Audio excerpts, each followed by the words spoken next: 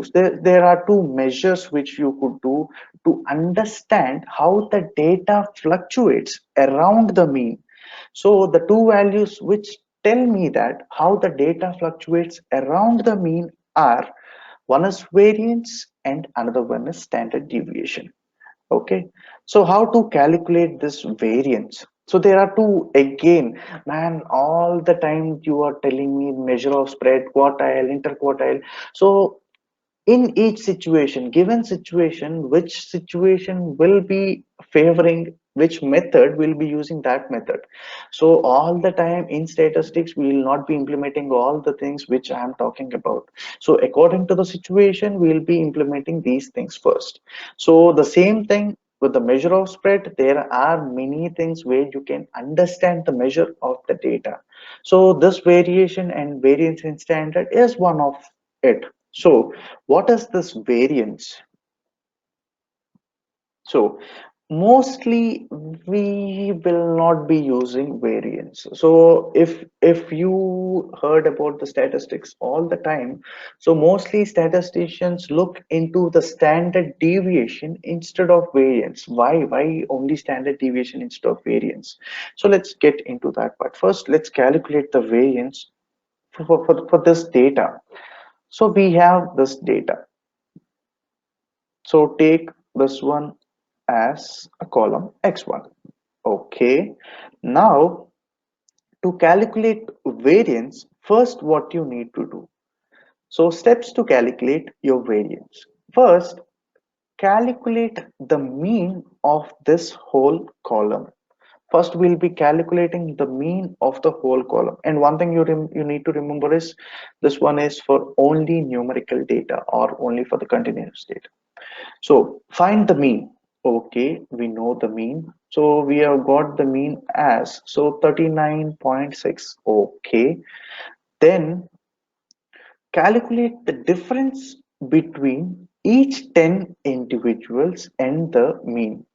So you take the mean and calculate the difference between the first one, the second one, the third one, the fourth one, the fifth one, the sixth one, till the 10 values. So this is what I got, right? So 39 minus 39.6. So this is what we were doing, right? So first we are calculating the difference between all the 10 values in the column with the mean, which is 39.6. Now you square those difference.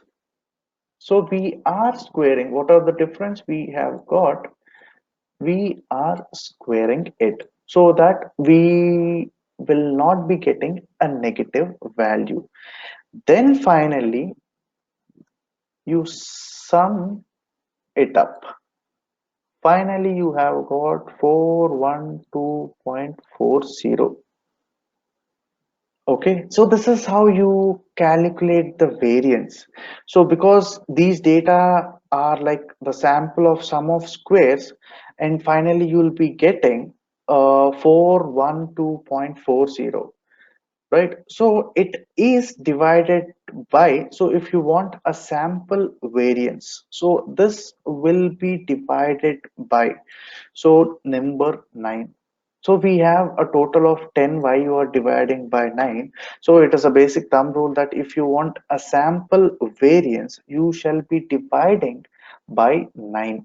Just take out one particular record out of it. So if there are 10, you need to do it with 9. If you are doing for the population, you will be doing with the 10.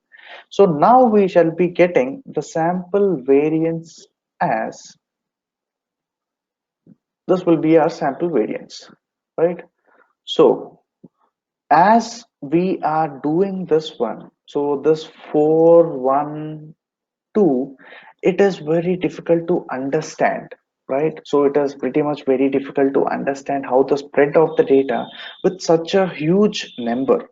So for this one, we are dividing the whole thing. So we got something around, the sample variance is around 41 point something called 8 or something, which if I remember it right. So I really don't know how the data values, if I got 45.8, so how will I know, man, how the spread of the data around the mean? It is 45.8. What is this 45.8? I really don't know how the spread of the data is around the mean. So for that one, if I do a square root of my variance, I will be getting a standard deviation that will be giving some number. So if I take the standard deviation root of this one, it will be giving some 6.7, I guess. So 6.7. Now I can check what my data values are above or below around the mean with this number. So still didn't get the thing what actually the variance and the standard deviation is. So let's take a simple example, the cricketers example.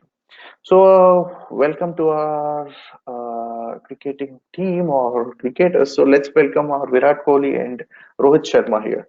So, I am giving a promotion to a cricketer. So, because we are in IT, so we got habituated for the all the hikes and promotions and all the stuff. So, we have average of Virat Kohli and Rohit Sharma. So the average of Virat Kohli is 32.3 and the average of Rohit Sharma is 32.8. Man, both are doing great. But who are consistent? So I want to know what is the consistency of both the players. Now let's get into the standard deviation part. So now if you know the standard deviation of Virat Kohli is 2. So I'll be calculating the same thing. So what all the calculations we have done for the variance, I got some value and I'm square rooting it. So now I got a standard deviation of 2 for Virat Kohli and 18.9 for Rohit Sharma. So now tell me to whom I need to give a promotion. So if you take in this one, standard deviation, right? So this particular average is revolving plus or minus 2. I'm sorry, minus 2. So this all thing is between, man, bad writing. 32.3, okay, 2, 2, this one will be plus 2 and this one will be minus 2 because every time if you see 33 plus 2, 31 minus 2, 32 average. So 36, so plus 3 or something. So the Virat Kohli's average taking his score is always consistent. So just by taking the standard deviation, I could say that he is like more of consistent player. He is hitting 33 or 34. He is consistent in all the matches. If you take Rohit Sharma, man, his standard deviation is 18. So if he hits, so we know Rohit Sharma is a hitman. So if he is in Indian ground, he'll be hitting 250, 200, man, so much of score. So once he gets into the foreign ground or abroad, so he'll be hitting a very minute scores in the foreign ground, right? We knew that. So he is not consistent in playing. So his standard deviation is revolving like 18 to 20 times around his average, right? So if I tell you that Virat Kohli's variance is 35, so can you know the consistency of Virat Kohli? No. If I tell you the standard deviation is 2, now we can tell that his average is rotating or revolving around the standard deviation of 2. So now we got to know that Virat Kohli is a consistent player. So I am giving, so this Rohit Sharma is very volatile and I am giving promotion to Virat Kohli. So this is how your standard deviation is very important. If you get variance, it is very difficult to understand what is the spread of the data.